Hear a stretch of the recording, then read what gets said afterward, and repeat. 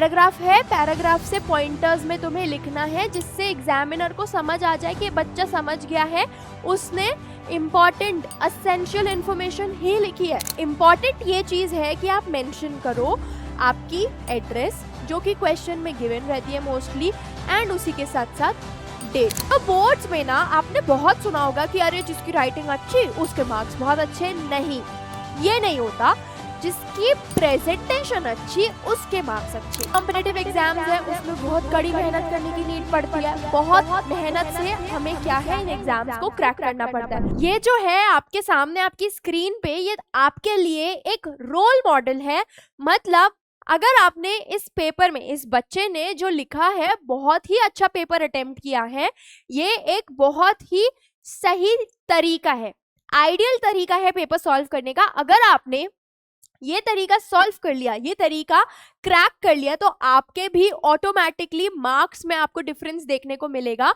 इस पूरे वीडियो में मैं आपको यही बताने वाली हूँ कि क्या ट्रिक्स एंड क्या टिप्स हैं एंड कौन सी चीजें हैं जो हमें दिमाग में रखनी है while attempting our board exam.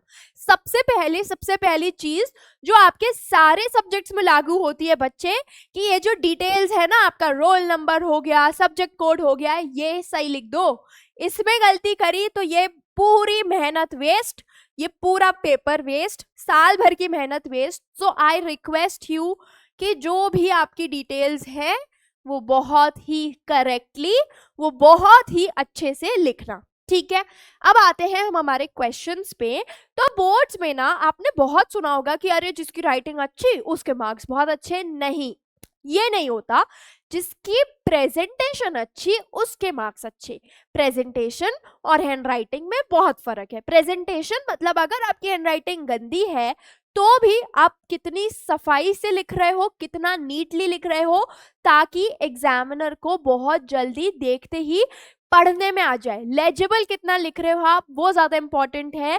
And इस बच्चे ने वही चीज मेंटेन करी कि इसने बहुत लेजिबली आंसर्स लिखे।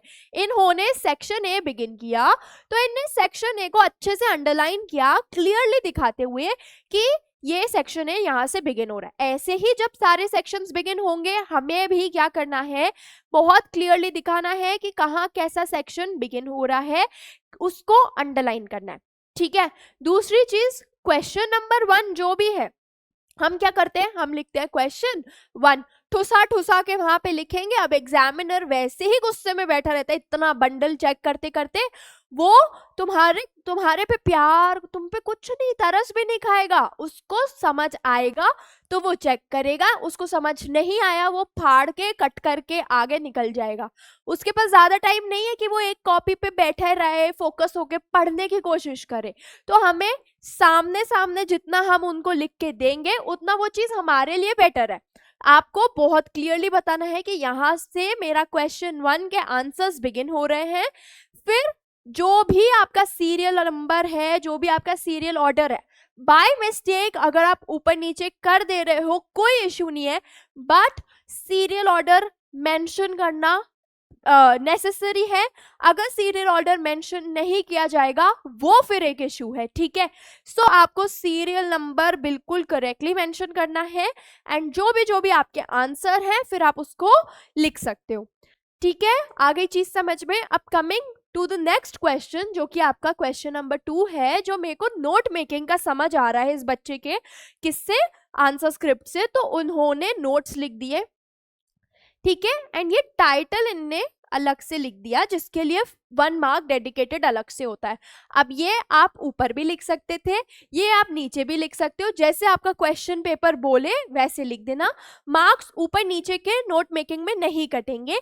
बट एक चीज हमें जो ध्यान देनी है वो ये देनी है कि हमारा जो पेपर है नोट मेकिंग के लिए, वो हमें बोलते हैं कि पैराग्राफ आपको दिया है, आपको उससे इंपॉर्टेंट चीजें निकालनी है।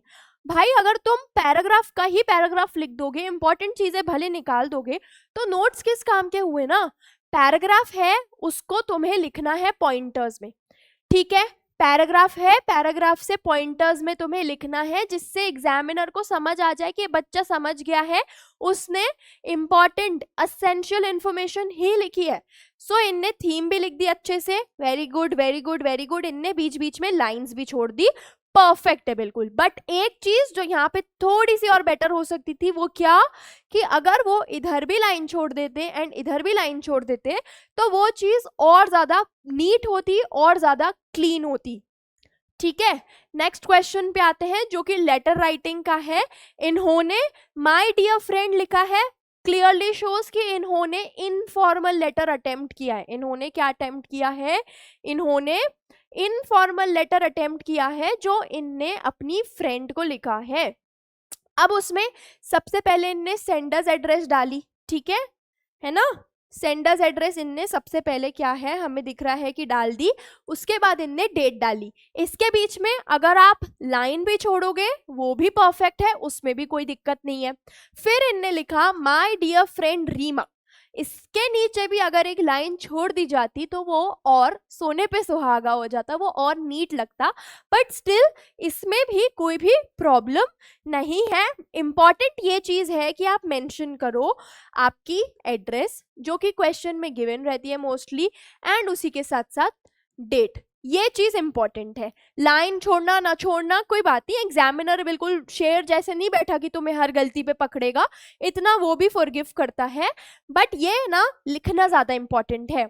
उसके बाद माय डियर फ्रेंड रीमा इनने लिख दिया, अपनी फ्रेंड को लेटर लिखा तो उसमें माय डियर सीधा डियर फ्रेंड डियर रीमा, तो सीधा सीधा इनने लिखा। सबसे पहले इन्होंने यहाँ पे क्या दिया, इंट्रोडक्शन दिया। ठीक है, इन्होंने इंट्रोडक्शन दिया कि हाय आप कैसे हो, I hope you are in the best of your spirits, आपकी हेल्थ बहुत अच्छी है, इनने ये सब यहाँ पे बताया। एंड जो इनको मेन चीज पता चली थी क्या थी, कि it is very good news that you intend to appear competitive exams, that you intend to appear in competitive exams आना चाहिए था। सो यहाँ पे थोड़ी सी मिस्टेक है, I wish you the best of luck. तो ये उनने थोड़ा सा क्या कर दिया, इंट्रोडक्शन दे दिया। अब यहाँ पे हमारा पैराग्राफ 1 एंड हो रहा है, सो यहाँ पे भी लाइन छोड़ दी जानी चाहिए थी। उसके बाद फिर इनने लिखा इनका मेन बॉडी एंड कंक्लूजन। इनने कंक्लूजन क्या है कंबाइन कर दिया है, चल जाता है, कोई दिक्कत नहीं है। इनने लिखा कि you know that competitive exams are very challenging and demand hard labour. मतलब कि जो कॉम्पिटिटिव एग्जाम्स है उसमें बहुत कड़ी मेहनत करने की नीड पड़ती है, बहुत मेहनत से हमें क्या है इन एग्जाम्स को क्रैक करना पड़ता है। तो इनने वो चीज़ लिखी एंड अपनी कुछ एडवाइस भी दी कि आप एक एक्टिव लाइफस्टाइल फॉलो करो, है ना, अच्छा इंटरेस्ट लो चीज़ों में, तो आप ये सब क्या है अपने हिसाब से रख सकते हो। एंड लास्टली इन्होंने कंक्लूड नहीं करा, इन्होंने यहाँ पे चीज कंक्लूड नहीं करी।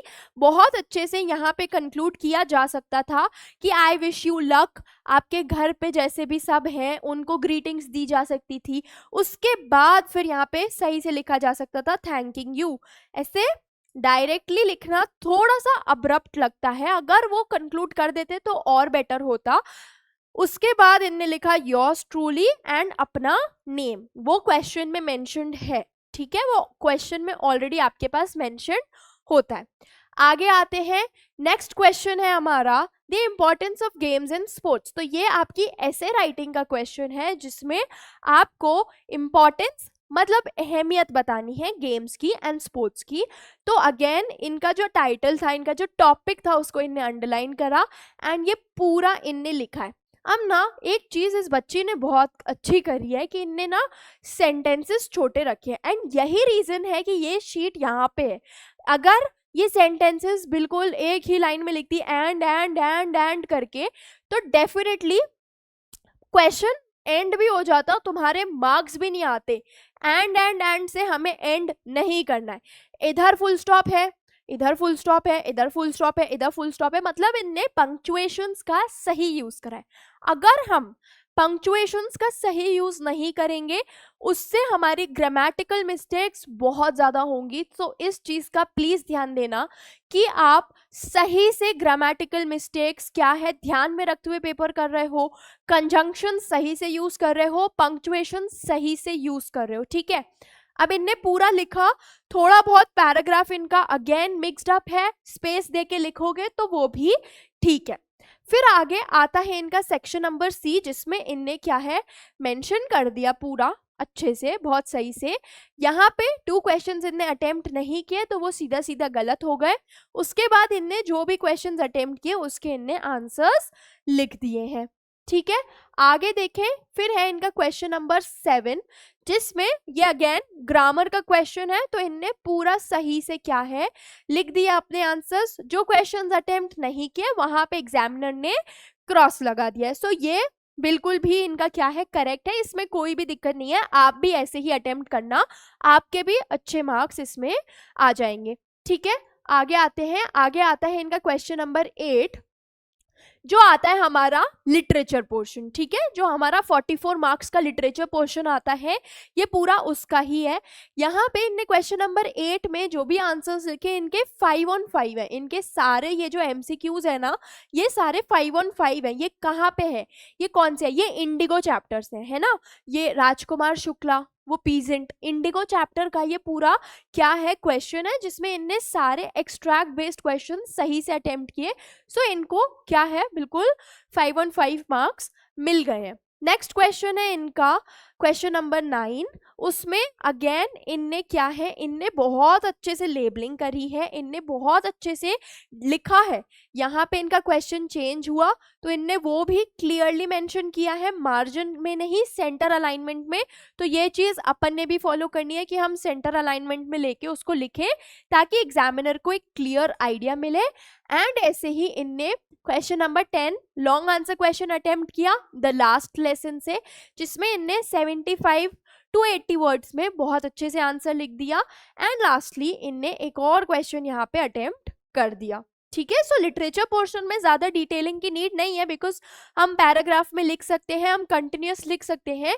जो ज्यादा डिटेलिंग और जो मिस्टेक्स हमारी चीज मांगती है वो हमारा ग्रामर पोर्शन एंड हमारा राइटिंग स्किल्स होता है। ठीक है, अब अगेन यहाँ पे पूरा ये हमारे पास आंसर्स है जो इनने दोनों अटेम्प्ट किए, विच आर अगेन करेक्ट। अब देखो कोई भी मिस्टेक नहीं है, सिर्फ इसी रीजन की वजह से क्योंकि इनके जो सेंटेंसेस है ना वो छोटे हैं। अब यहाँ पे एक मिस्टेक है कि ये फुल स्टॉप है, ये H कैपिटल होना चाहिए था, है ना, ये H कैपिटल होना चाहिए था, बिकॉज न्यू सेंटेंस बिगिन हो रहा है तो वो कैपिटल अल्फाबेट से ही बिगिन होगा। ये छोटी छोटी चीजें ध्यान देनी है। वैसे एग्जामिनर ने इसके मार्क्स काटे नहीं है, बट बाय चांस आपको कोई स्ट्रिक्ट एग्जामिनर मिल जाए तो ये छोटी छोटी चीजें आपको ध्यान देनी है, एंड फिर आप लोग बहुत क्या हो, गुड टू गो हो। ऐसे ही इनने नेक्स्ट क्वेश्चन भी अटेम्प्ट किया, जहां पे इनने सही से वर्ड लिमिट देखो इनकी एक्सीड नहीं हो रही, इनने अपना टाइम मैनेज बहुत अच्छे से किया।